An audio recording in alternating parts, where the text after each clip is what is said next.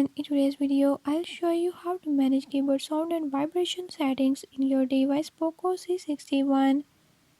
In this video I'm gonna show you how you can do it. Before move to the video, if you are new to my channel, don't forget to hit the subscribe button and turn on notifications so you never miss out on new videos and stay updated. Let's get started.